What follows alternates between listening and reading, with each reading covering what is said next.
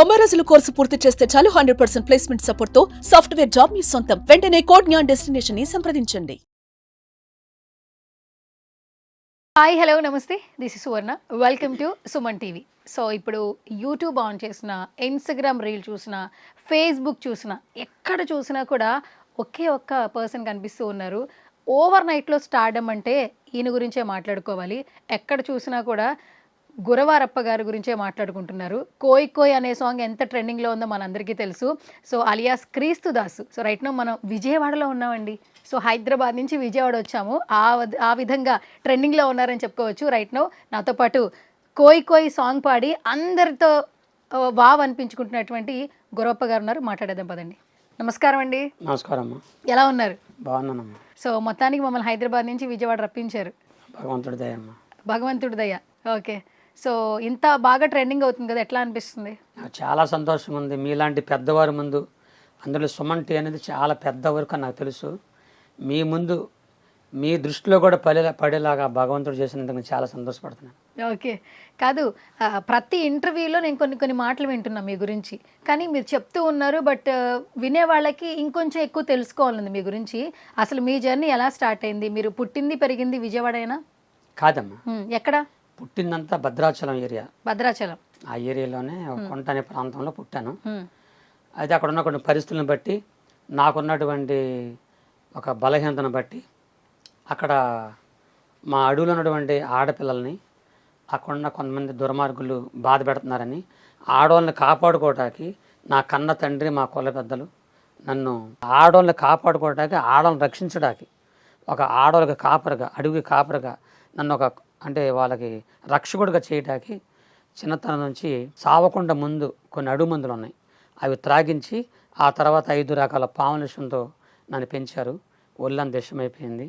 అప్పుడు నేను ఆ విషయంతో ఉన్నప్పుడు మా ఆడవాళ్ళ జోలికి ఎవరిని వచ్చినా నేను వెళ్ళి మా ఆడవాళ్ళని కాపాడుకునేవాడిని. వెళ్ళి నా చేతి గోలతో గిల్లేసేవాడిని. అంటే ఏంటి, మీ బాడీ మొత్తం విషం ఉంది కాబట్టి మీ గోరు వాళ్ళకి తగిలితే వాళ్ళు చనిపోతారు. ఇది ప్రాక్టికల్గా నమ్మొచ్చు అంటారా? ఇంకా నేను అంటే జరిగింది నా స్టోరీ. ఇప్పుడు నేను చెప్తున్నాను కదా, నేను బ్రతికే ఉన్నాను, మనిషిగా ఉన్నాను, జరిగిన స్టోరీ చెప్తున్నాను అంతే. మా నాన్న, మా బంధువులు నాకేం చెప్పారంటే, నువ్వు చచ్చిపోయినా పర్లేదు కానీ ఆడవాళ్ళని కాపాడు అని ఒక ట్రైనింగ్ ఇచ్చారు నాకు. సావైనా పర్లేదు, వెళ్ళి ముందు ఆడవాళ్ళని కాపాడాలి అనేటువంటి ఒక ఆలోచన వెళ్ళి అలాగెళ్ళి గిల్లేసేవాడిని. గెలితే కొంతమంది అక్కడ చనిపోయారు, కొంతమంది పారిపోయేవారు. అలా జరుగుతుండగా ఇక నా విషయం అనేది నా శరీరంలో ఇంకా ఎక్కువైపోయి, ఆ రోగం బాగా ఎక్కువై చచ్చిపోయే పరిస్థితికి వచ్చేసాను. ఇక రోగం ఎక్కువైపోయింది, ఈ గుండెకి పట్టేసింది. అప్పుడు నా శరీరం మన వస్త్రాలు ఉతికితే పిండితే ఎలా ఉంటుందో అలాగే నా శరీరం ఎవరో గట్టిగా నలిపేసినట్లు, ఆ బాధ తట్టుకోలేక నా నరాలు తెగిపోయినట్లుగా, నా ఎముకలు ఇరిగిపోయినట్లుగా, ఎవరో చేతులు తీసుకొచ్చి నా ఎదల మీద పెట్టి నలిపేసినట్టుగా ఉండేది. ఆ బాధ తట్టుకోలేక మా నాన్న దగ్గర ఏడిశాను. నన్ను చంపేసి నేను బతకలేను అన్నప్పుడు, అప్పుడు నా తండ్రికి అర్థమయ్యే, కొడుకు నువ్వు బాధపడబాకు, నిన్ను నేను కాపాడుకుంటాను అడవిలో మందుల ద్వారా అని చెప్పి, అడవిలో మందులు మా నాన్న కొద్దిగా మంత్రాలు చేసేవాడు. ఆ మంత్రాలు, ఆ మందులు నా మీద ప్రయోగం చేశాడు. వాటి ఏజ్లో మీరు చెప్పేది ఇదంతా జరుగుతుంది? అప్పుడు నా వయసు 17-18 మధ్యలో. ఓకే.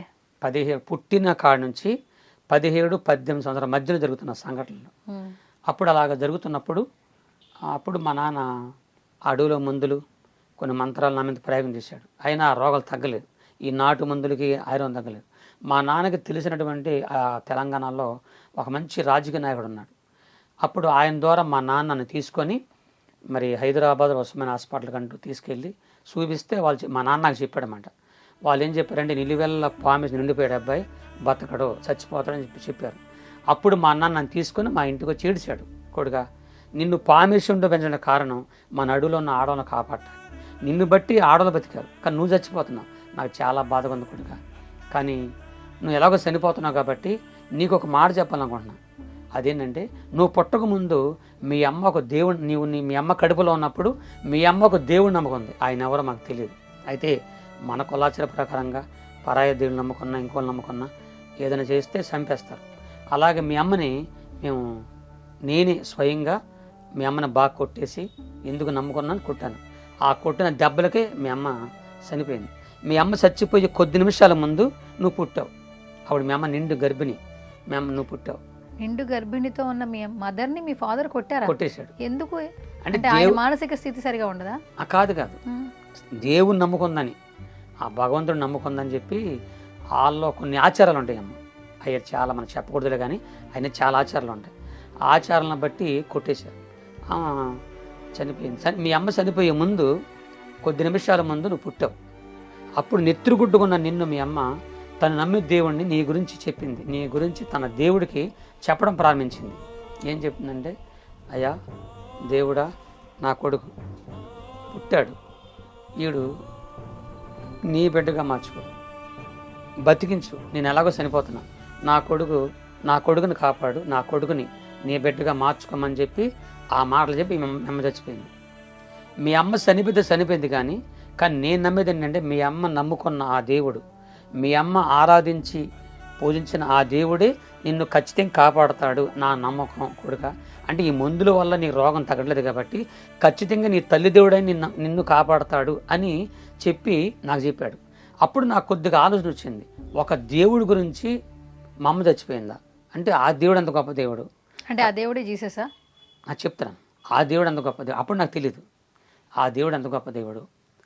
సరే, ఒక దేవుడి గురించి చంపేస్తారా? సరే, నాకు చాలా బాధ కలిగి మా అమ్మ గురించి ఏడుస్తూ మా అడవిలో నా చెట్టు పైకి వెళ్ళిపోయాను. ఆ చెట్టు ఎక్కిన తర్వాత ఆ చెట్టు పైన నుండి ఏడుస్తున్నాను. నాకు అప్పుడు ప్రార్థన నాకు తెలియదు.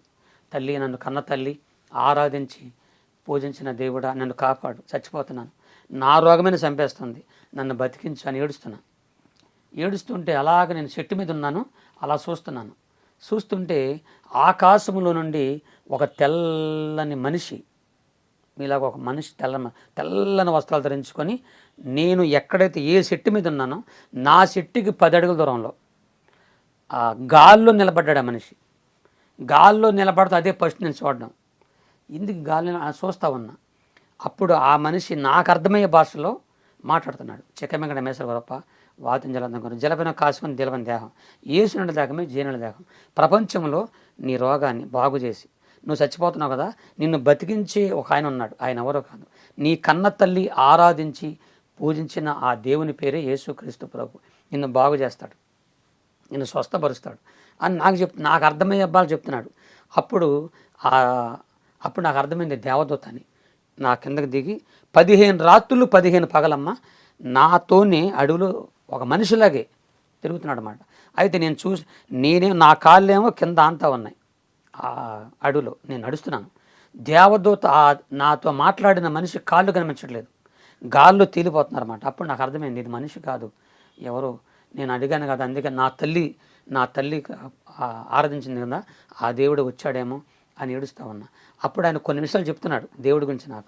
నాకు ఒక విశ్వాసం కలిగింది, ఖచ్చితంగా నా తల్లి దేవుడే నన్ను బాగు చేస్తాడు అనే ఒక నమ్మకం నాకు వచ్చింది. వచ్చిన తర్వాత నేను ఏడ్చాను. అప్పుడు 1984 సంవత్సరం, నాకు బాగా గుర్తుంది, 84 ఆ సంవత్సరంలో గుంటూరు అనే పట్టణంలో ఈ లోపల ఆ దేవత చెప్పిన మాటలన్నీ నాకు విశ్వాసం కలిగిపోయింది, ఖచ్చితంగా నా తల్లిదేవుడు కాపాడతాడని. 84 సంవత్సరం, ఆ సంవత్సరంలో గుంటూరు అనే పట్టణంలో జీసస్ కాల్స్ యేసు ప్రభు వారి యొక్క సభలు జరుగుతున్నాయి. అక్కడ దేవదూత అక్కడ నుంచి నేనున్న అడవికి ఇక్కడ కొన్ని 100 కిలోమీటర్ల దూరం ట్రైన్లో వచ్చానో బస్సులో వచ్చానో నాకు ఏ వాహనంలో వచ్చానో అంత గుర్తులేదు. నాకు దేవుని దూత నా చేపట్టుకున్నారు, నేను చేపట్టుకున్నాను. అలా చేపట్టుకోగానే కళ్ళు మూసాను, కళ్ళు తెరిసేసరికి ఆ సభలో ఉన్నా.